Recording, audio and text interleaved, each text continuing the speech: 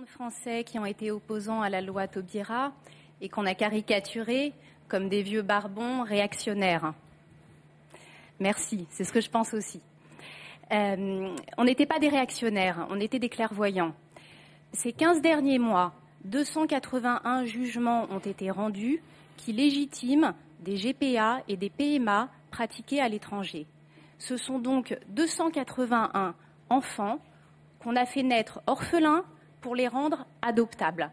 Je sais que vous réprouvez ces pratiques. Vous l'avez dit. Vous l'avez exprimé tout récemment en disant « Un enfant, pour moi, c'est un homme et une femme et je ne sors pas de là ». Je vous cite. La manif pour tous, elle ne dit pas autre chose que vous, Monsieur Juppé. Et par conséquent, vous réprouvez ces pratiques. Mais vous semblez ne pas vouloir revenir sur une loi qui permet, qui encourage et qui valorise ces pratiques. Voulez-vous avoir la gentillesse de nous expliquer comment vous allez vous sortir de cette contradiction ?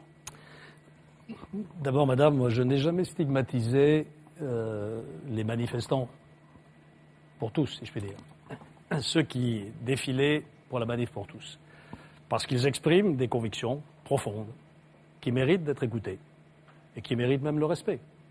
Il est question de la conception qu'ils ont de la famille et même au-delà, de la vie.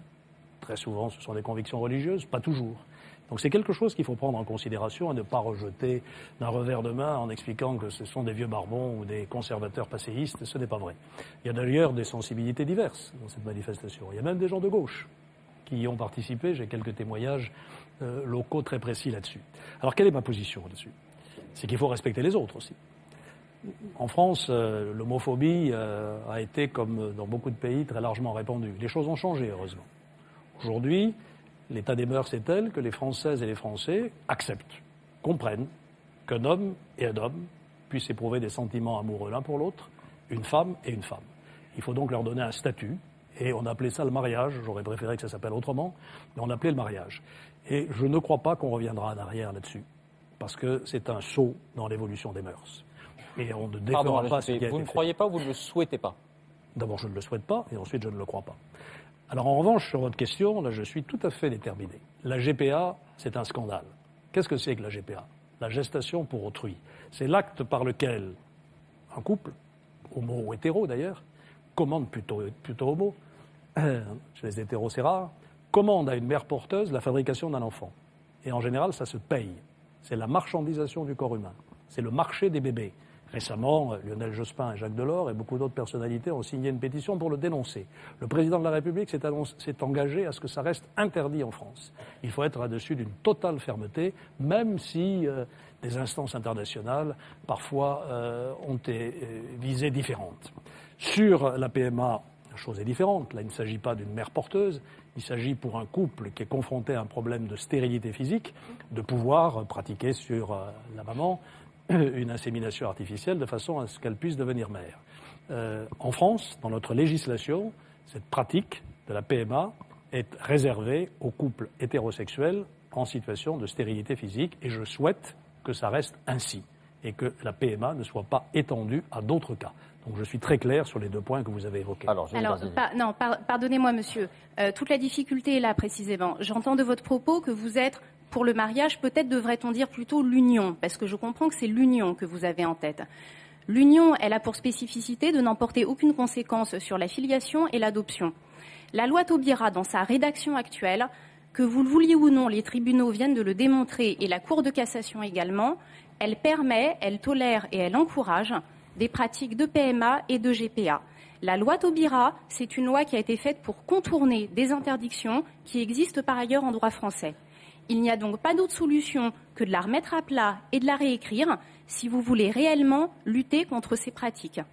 Moi, je crois que j'ai été clair, madame. Il faudra prendre des dispositions législatives, si c'est nécessaire, pour s'assurer des dispositions d'interdiction de la GPA et de la PMA dans les conditions que je viens de dire. Elles existent déjà, elles ne sont pas respectées. Eh bien, il faudra donc réécrire la loi Taubira. Cela signifie que les dispositions législatives sont insuffisantes. Il faudra donc les compléter pour que ça ne soit pas possible. Elles seront contradictoires dans ce cas avec la loi Taubira. Il faudra donc réécrire la loi Taubira. Ces dispositions législatives devront alors, si c'est nécessaire, modifier la loi Taubira. Merci, monsieur Juppé.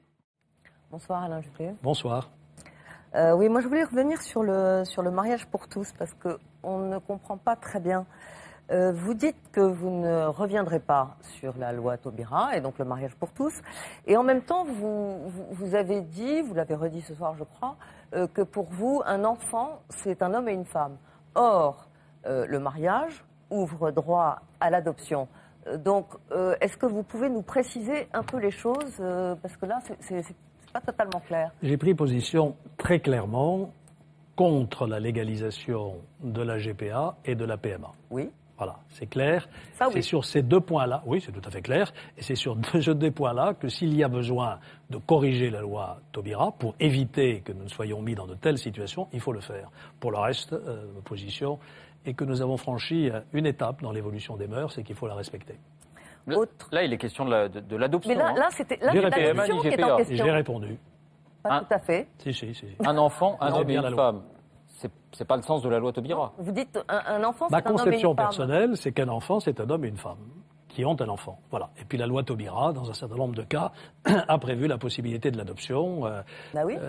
Ce n'est pas mon sentiment personnel. Je pense que là-dessus aussi, il faut considérer que l'évolution des mœurs a fait changer les choses. D'accord. Donc vous faites violence en ne revenant Je me pas fais sur violence. la loi Je me fais violence. Taubira.